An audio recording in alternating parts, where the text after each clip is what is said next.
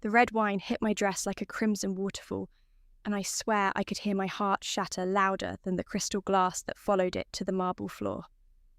"Oh my God, Lily!"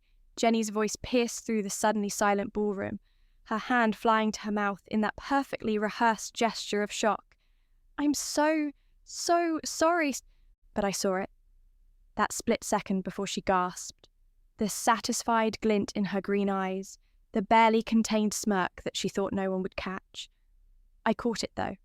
I always caught Jenny's little moments of triumph, even when I was too naive to do anything about them.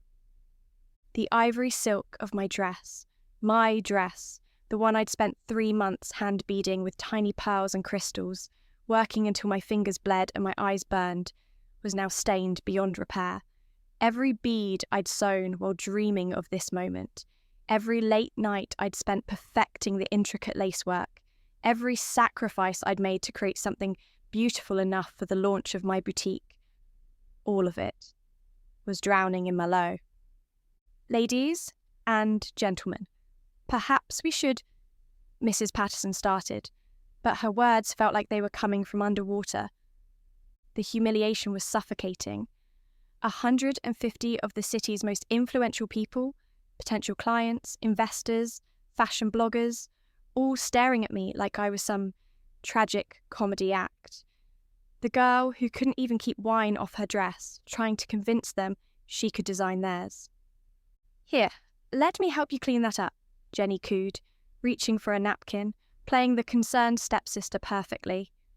She'd always been the better actress between us. But as she leaned closer, I heard her whisper, so quietly that only I could catch it.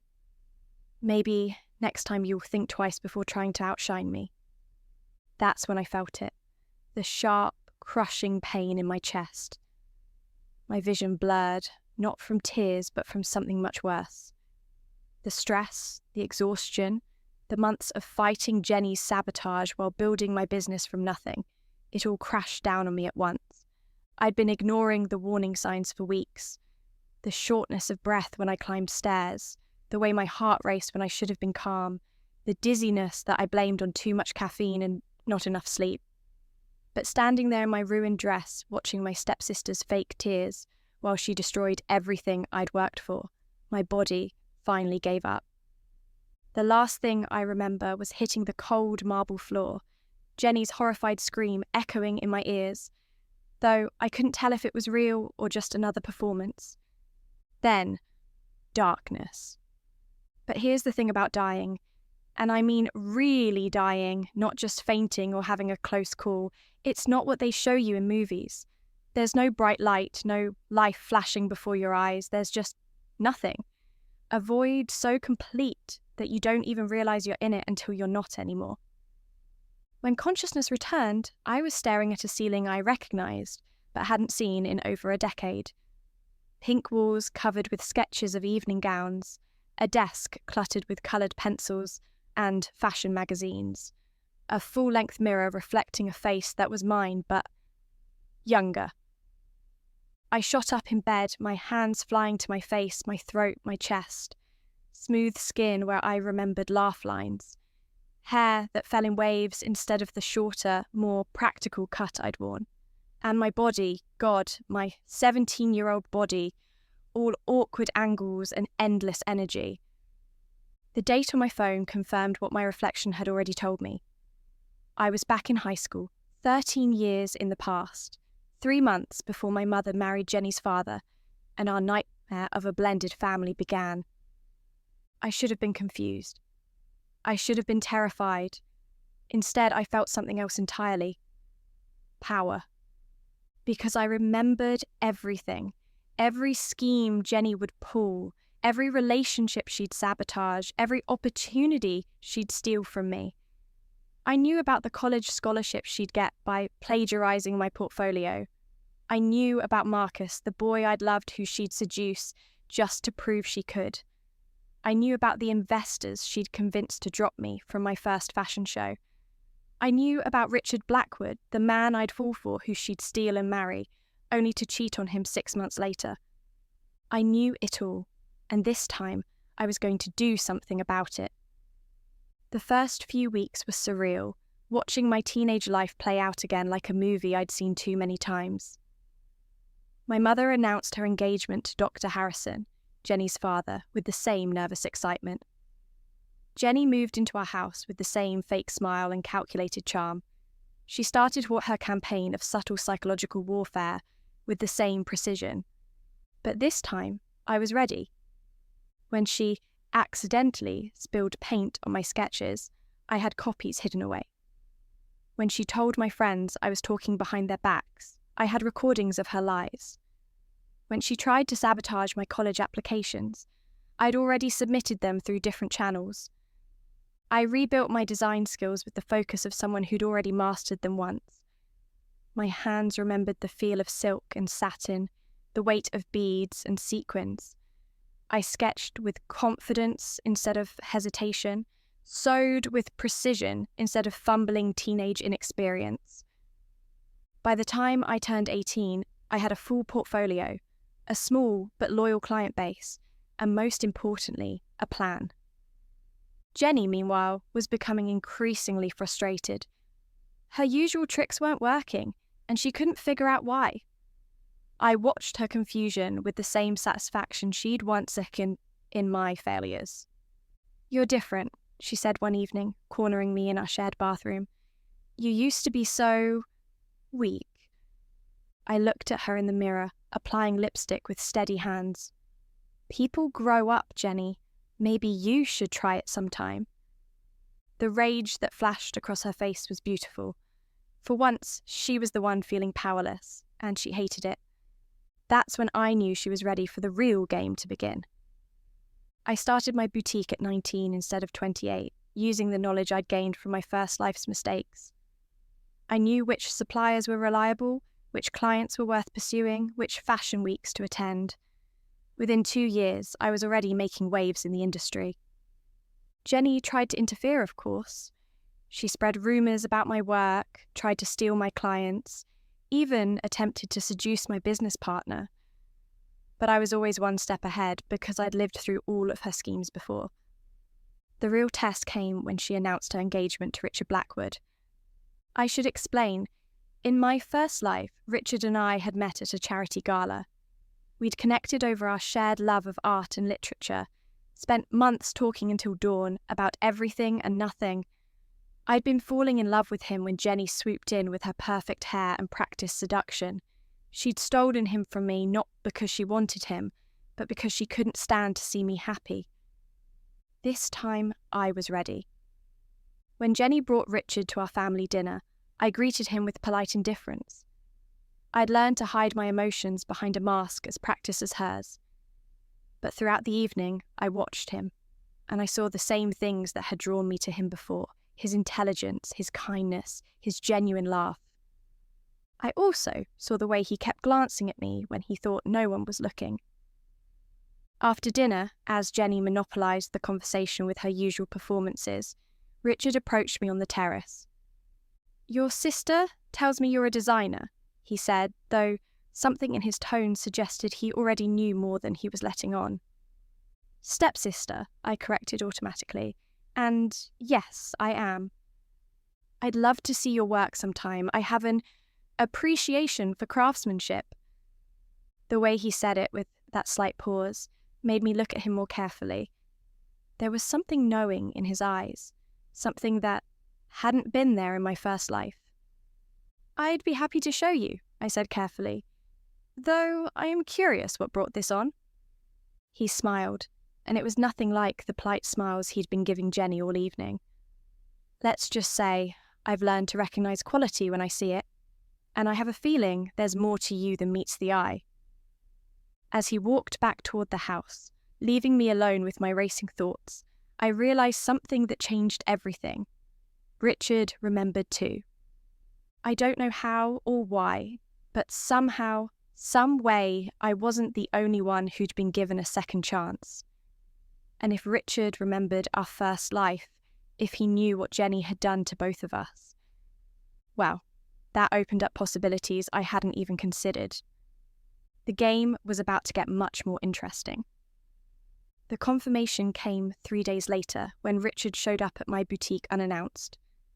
I was working on a particularly intricate beading pattern when the bell chimed, and I looked up to see him standing in my doorway like a man who'd walked through fire to get there. His expensive suit was slightly rumpled, his usually perfect hair dishevelled, and his eyes held that same haunted look I'd seen in my own mirror for weeks after my rebirth. "We need to talk," he said simply. I set down my needle and thread, my heart hammering against my ribs. "About what?" "About the night you died in my arms while wearing a wine-stained dress, and how I woke up 3 years ago in my college dorm room with memories that shouldn't exist." The breath left my lungs in a rush. So I was right. Richard remembered everything too. The charity gala where we'd first met, our late-night conversations, the way Jenny had systematically destroyed our relationship with lies and manipulation. He remembered it all. "How is this possible?" I whispered. He moved closer, his voice dropping to match mine. "I don't know. But I've spent 3 years thinking I was losing my mind, remembering a life that technically never happened. When I saw you at dinner the other night, saw the way you looked at me like you were seeing a ghost." He ran a hand through his dark hair. I knew I wasn't crazy. I stood slowly, my mind racing. If Richard remembered our first life, if he knew what Jenny had done to both of us, then everything changed. The careful plans I'd been crafting, the slow burn revenge I'd been orchestrating, it could all be accelerated.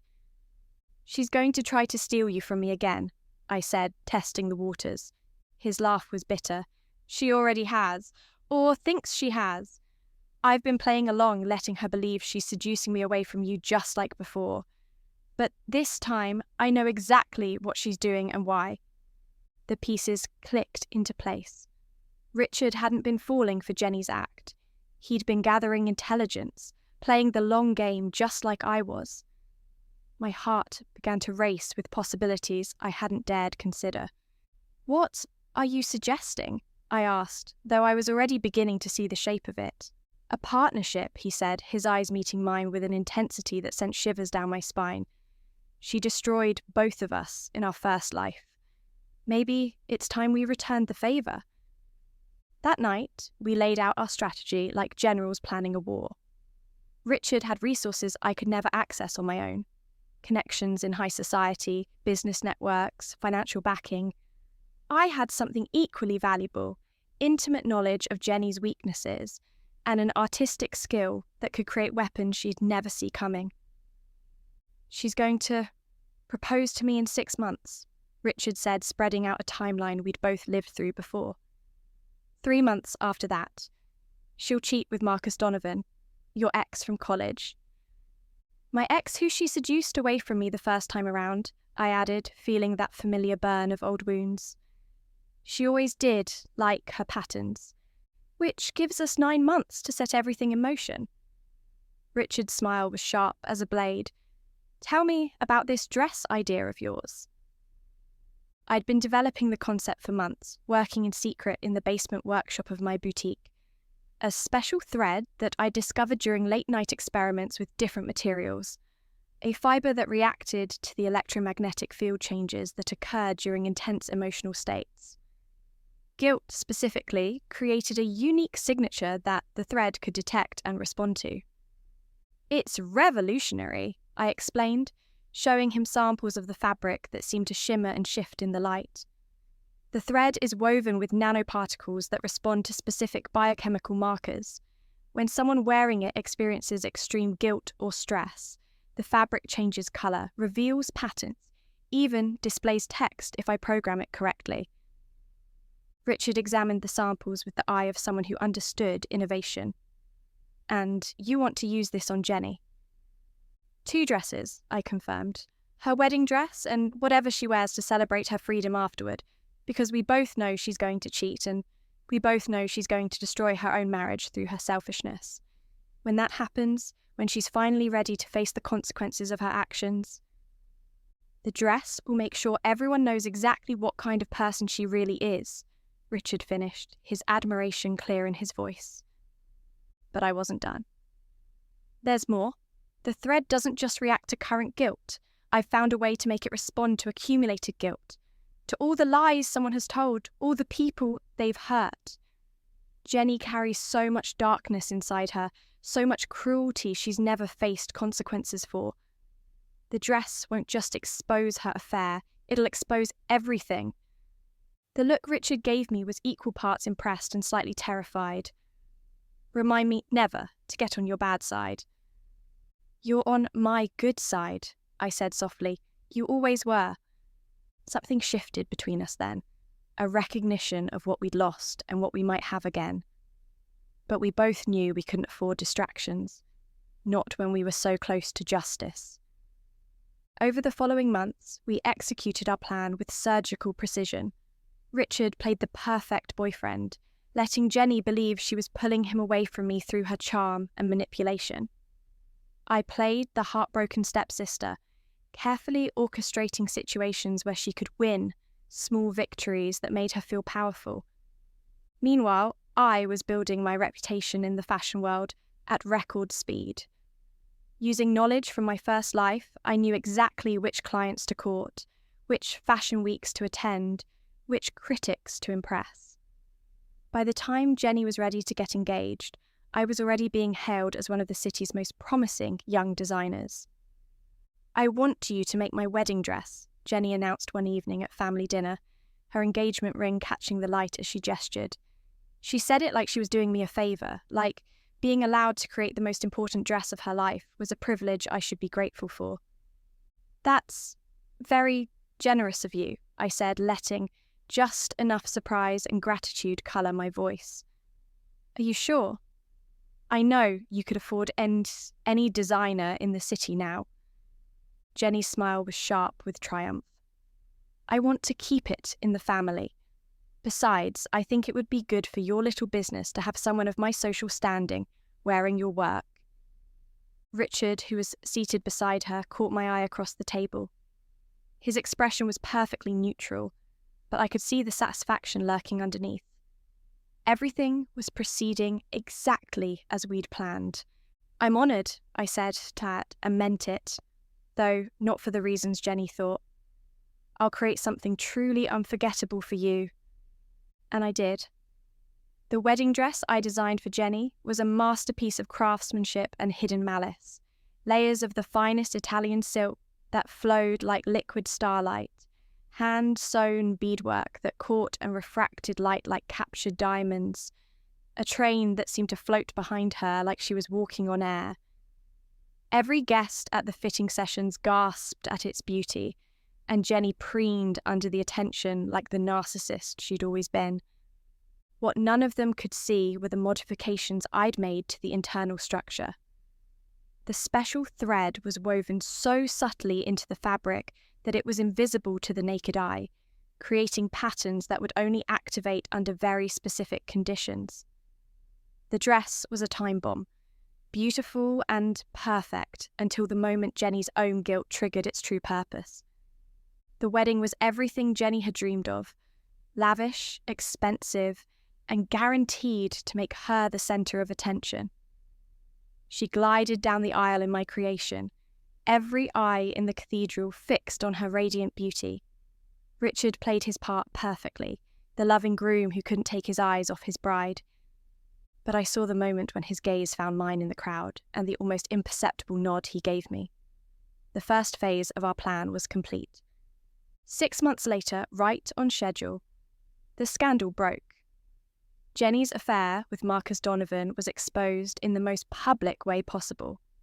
Photographs, emails, hotel receipts, everything laid bare for Richard's divorce attorney to present to the court. The media had a field day with the story of the society bride who couldn't keep her marriage vows for even a year. Jenny tried to paint herself as the victim, claiming Richard had been cold and distant, that she'd been driven to seek comfort elsewhere. But Richard had been careful, documenting everything, playing the perfect husband right up until the moment he filed for divorce. That's when Jenny came to me, tears streaming down her face, begging for help with her image rehabilitation. I need to show everyone that I'm strong. She sobbed in my boutique, her designer makeup running in streaks down her cheeks. That I can start over, that I'm not just some cheating wife. I want to throw a party, a celebration of my new beginning. Will you design something for me?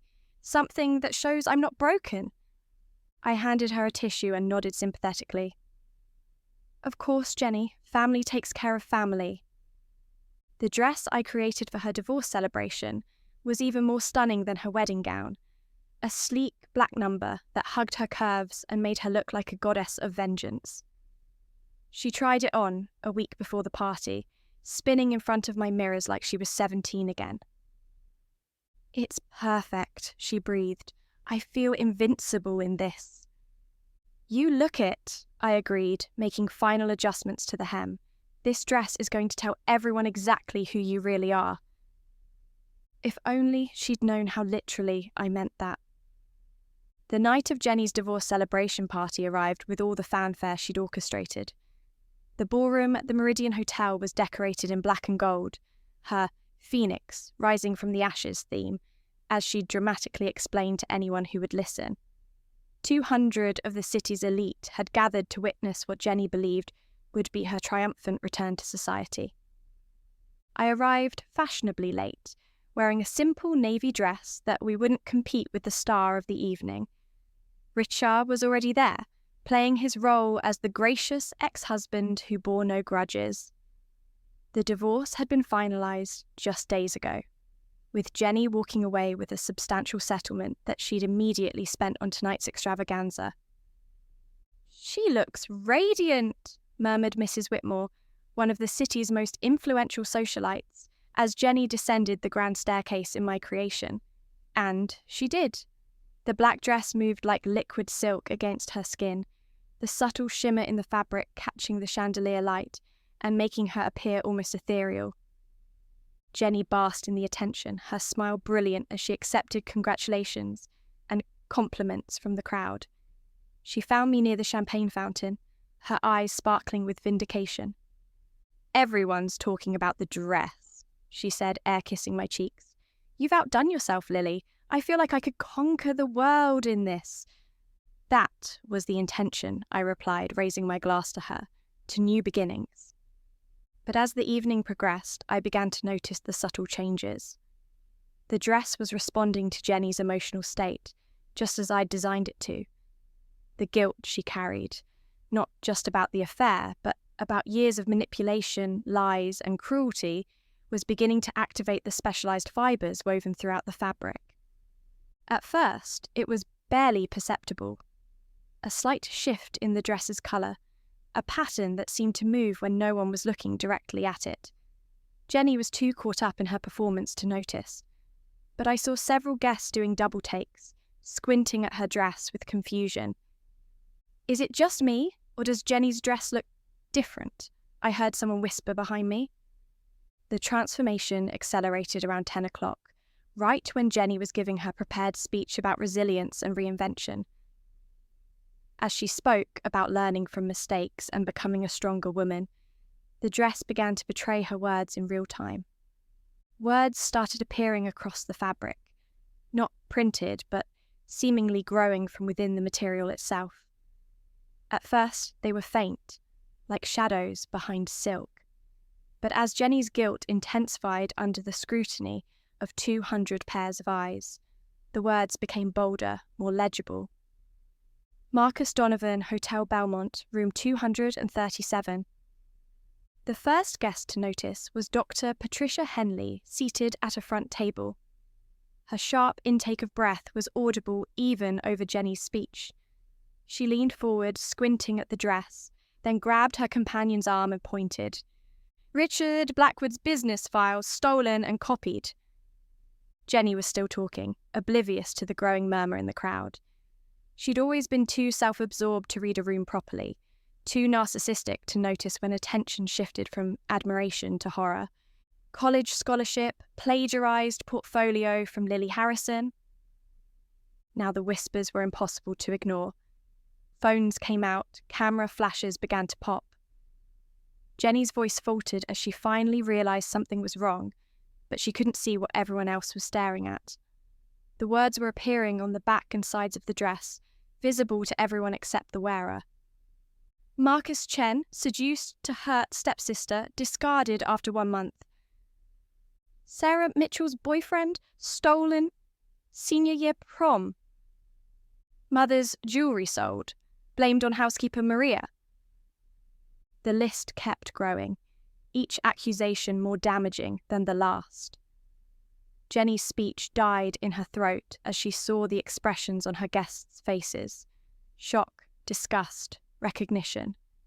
Some of the people mentioned in the dress's revelations were in the room, their faces pale with the memory of betrayals they'd never understood until now. "What's happening?" Jenny's voice cracked as she looked around wildly. "Why is everyone staring at me like that?" Mrs. Whitmore stood up slowly, her voice carrying across the now silent ballroom. "My dear, I think you should look at yourself in a mirror." But I wasn't done.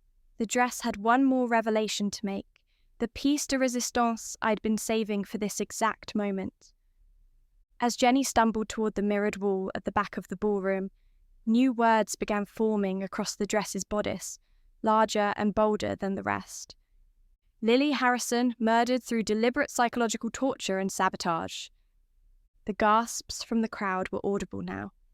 Several people stood up, craning their necks to read the accusations covering every inch of Jenny's dress. She reached the mirror and saw herself fully for the first time that evening, saw the catalogue of her cruelties written across her body like a confession she could never take back. "This is impossible," she whispered, her hands frantically brushing at the words as if she could wipe them away. "This can't be happening." But the dress wasn't finished.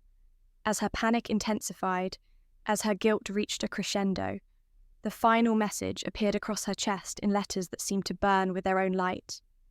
"I remember everything. LH. Jenny's scream echoed through the ballroom. She spun around, her wild eyes searching the crowd until they found me. I was standing calmly by the champagne fountain, my face serene, my hands folded in front of me like a woman without a care in the world. "You," she breathed, loud enough for the entire room to hear. "You did this to me." "Did what?" I asked innocently. "I just made you a dress, Jenny. A beautiful dress that tells the truth."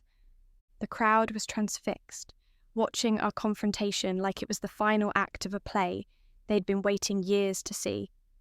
Phones were recording everything, and I knew that by morning, footage of Jenny's public humiliation would be trending across every social media platform.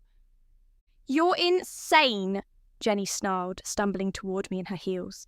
"This is some kind of trick, some kind of technology," Richard said quietly, appearing at my side. His presence seemed to calm me and enrage Jenny in equal measure. "It's actually quite fascinating. Lily's created a fabric that responds to guilt, that reveals truth when lies become too heavy to carry." Jenny's face went white as she realised Richard was part of this. "You knew. You both knew. This whole time you were planning this." "Just like you planned to destroy my first fashion show," I said, my voice steady and clear so everyone could hear. "Just like you planned to steal every man I ever cared about. Just like you planned to humiliate me at my boutique launch party." The crowd was hanging on every word now, understanding that this was bigger than a dress malfunction or a party trick. This was justice being served, and they were witnessing something they'd never seen before. "You're talking nonsense," Jenny said, but her voice lacked conviction. The dress was still shifting, still revealing new accusations as her emotional state spiraled further out of control. "Am I?" I stepped closer, my voice dropping to a whisper that somehow carried across the silent room. "Tell me, Jenny, do you remember the night I died? Do you remember standing over my body, crying those crocodile tears while secretly celebrating that you'd finally gotten rid of me permanently?" Something in Jenny's eyes changed, a flicker of recognition, of impossible understanding. For just a moment, she looked at me like she was seeing a ghost, which, in a way, she was. "That's impossible," she said, but her voice was barely audible now. "You can't remember that. You were." "Dead," I finished for her. "Yes, I was. But death, it turns out, wasn't the end of our story. It was just the intermission." The dress pulsed with new energy, and words began appearing faster now, a cascade of Jenny's sins that seemed to have no end. The crowd pressed closer, reading every revelation, every secret she thought was buried forever. But the most beautiful part wasn't the public humiliation or the social destruction. It was the look in Jenny's eyes as she finally understood that she'd lost completely, that every weapon she'd ever used against me had been turned back on her with interest. "The game is over, Jenny," I said softly, "and this time I won." She opened her mouth to respond, but no words came. The weight of her exposed guilt, the magnitude of her public downfall, the realization that she'd been outmaneuvered by someone she'd always considered weak, it all crashed down on her at once. Jenny collapsed to her knees in the middle of the ballroom, her beautiful black dress still shifting and changing, still telling the world exactly who she really was. The crowd watched in stunned silence as the woman who terrorized so many people finally faced the consequences of her actions. But as satisfying as that moment was, I knew the night wasn't over yet, because the dress still had one more secret to reveal, one final twist that would change everything. As Jenny knelt on the marble floor, her dress still pulsing with accusations, something unexpected happened. The fabric began to change again, but this time the words weren't about her crimes. They were about mine.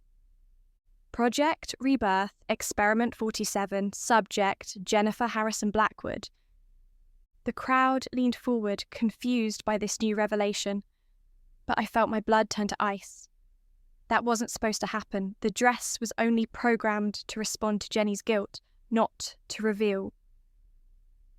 Timeline manipulation successful. Death reversal achieved through quantum consciousness transfer. Richard's hand found my arm, his grip tight with warning. "Lily," he whispered urgently. "What's happening?" But I couldn't answer because I was staring at Jenny's face, and for the first time since our rebirth, she was smiling. Not the practiced, manipulative smile she'd worn our entire lives, but something cold and knowing and infinitely more terrifying. "Oh, sweet little Lily," Jenny said, rising slowly to her feet as new words continued to appear on her dress. "Did you really think you were the only one who remembered?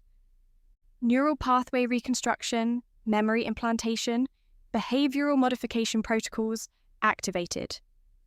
The crowd was murmuring now, trying to understand what they were reading.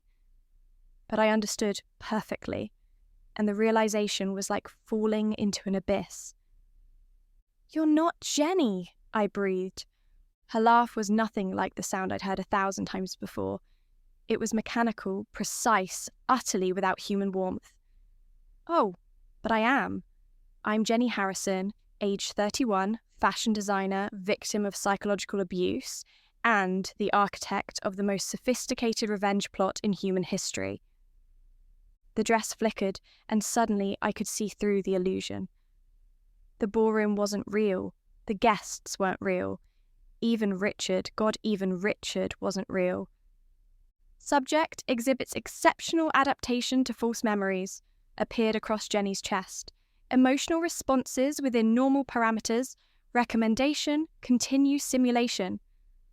"No," I whispered, backing away from her. "No, this isn't possible.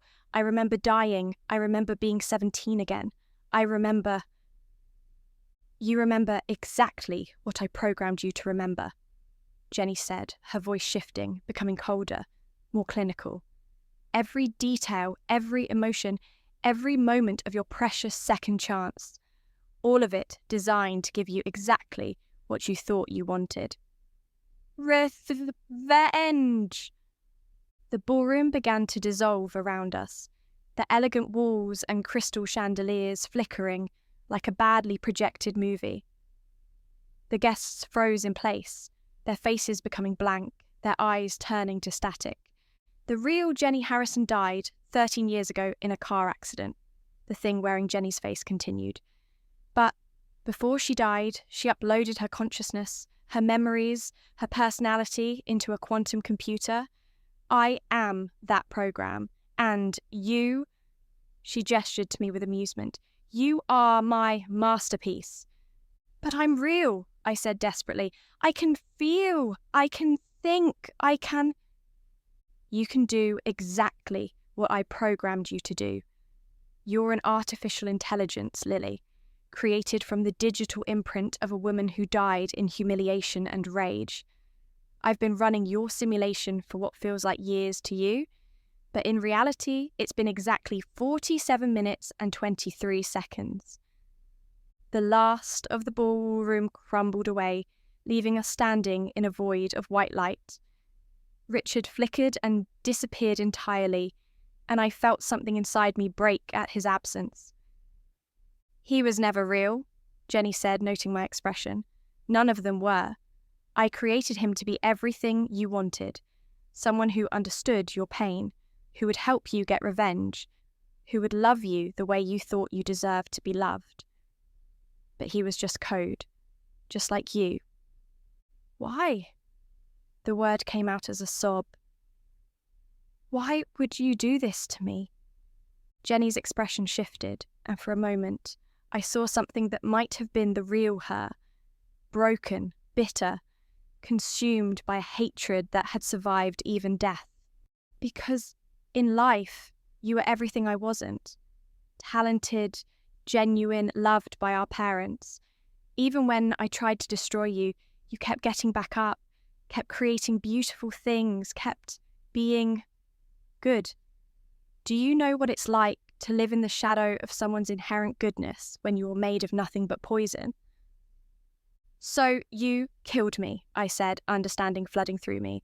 The wine, the dress, the heart attack, that was all you. I drugged the wine, she confirmed without remorse. Just enough to trigger the cardiac event your weak little heart was already predisposed to. But even then, even as you were dying, you looked at me with pity instead of hatred. You forgave me with your last breath, and I couldn't stand it.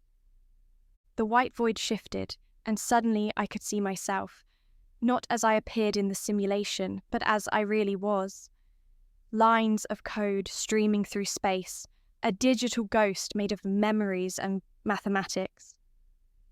So I preserved your consciousness, Jenny continued, not out of love or guilt, but because I wanted to create the perfect torture chamber, a simulation where you could have everything you ever wanted, revenge, success, love, and then have it all revealed as a lie. But the technology, I said weakly, the special thread, the dress that reveals guilt, doesn't exist. It was all part of the story I created for you. Every detail, every scientific explanation, every moment of satisfaction you felt watching me suffer, all programmed responses to stimuli I controlled. I felt myself beginning to fragment, my sense of self dissolving as the truth crashed over me. If I wasn't real, if none of this was real, then what was I? You're a ghost in a machine, Jenny said, reading my thoughts. A consciousness trapped in a loop of false hope and manufactured satisfaction. And the beautiful part is, I can reset you at any time. Make you live through this revelation over and over again, each time believing it's the first time. You're insane, I whispered. I'm dead, she corrected. But my hatred lived on, and it found a way to make you suffer for eternity. The real Jenny Harrison died broken and alone, but the perfected version of her malice, I get to watch you break forever. But then something unexpected happened.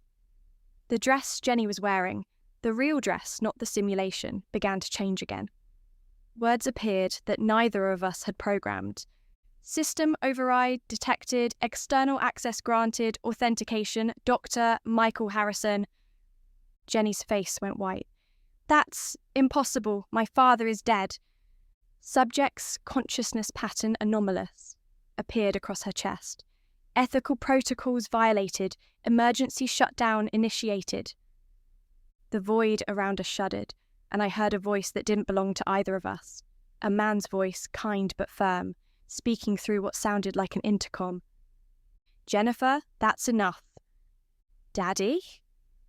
For the first time since the revelation began, Jenny sounded like the child she'd once been, confused and frightened. I've been monitoring your simulation, sweetheart. What you've done to Lily, it's not justice, it's torture, and I won't let you become this. But she had everything, Jenny screamed into the void. She was perfect, and I was broken, and everyone loved her more than me. That was never true, the voice said gently. Your mother and I loved you both equally. Your pain, your jealousy, it blinded you to how much you were cherished. I watched Jenny collapse again, but this time it was different. The malice was draining out of her, leaving behind something raw and vulnerable and heartbreakingly human. I can't take it back, she sobbed. I killed her. I killed my own sister. No, Dr. Harrison's voice said firmly. You killed her body, but her consciousness, her soul, that's still here. And so are you. You're both my daughters, and I'm going to save you both. The white void began to shift again, but this time it wasn't dissolving. It was transforming, becoming something else entirely. Oh, I've been working on this for 13 years, Dr. Harrison explained. A way to transfer consciousness into cloned bodies, to give the dead a real second chance, not a simulation, but actual life. That's impossible, I said, though even as I spoke, I could feel something changing in myself, something becoming more solid, more real. I'm a neuroscientist, Lily. I've had 13 years to make the impossible possible. Jenny's consciousness survived because she bound it to a quantum computer before her death. Yours survived because she preserved it, even if her reasons were twisted. Around us, the void was becoming a laboratory, sterile and white, but undeniably real. I could see bodies in tanks, clones grown from genetic material, waiting for consciousness to fill them. I'm giving you both what you actually need, Dr. Harrison said. Not revenge, not simulation, but a real chance to heal, to grow, to become better than you were. But I'm still a killer, Jenny whispered. I'm still the person who murdered her own sister. You're also the person who preserved her consciousness when you could have let it die, he replied. That has to count for something. As the laboratory solidified around us, as I felt myself becoming more real with each passing second, I realized something profound. The greatest revenge wasn't destroying Jenny. It was choosing to forgive her. We'll never be sisters, I said, looking at the woman who had been my tormentor, my killer, and my saviour all at once. But maybe we can learn to be something else, something better. Jenny met my eyes, and for the first time in either of our lives, her smile was genuine. I'd like that, she said softly. I'd like to try. The last thing I remembered before the consciousness transfer began was Dr. Harrison's voice, warm with love and hope. Welcome back to life, both of you. This time, let's get it right. And as my digital consciousness flowed into a body that would actually be mine, I realized that sometimes the best revenge is simply choosing to live, really, truly live, despite everything that tried to destroy you. The thread of our story wasn't ending. It was just beginning to weave something entirely new.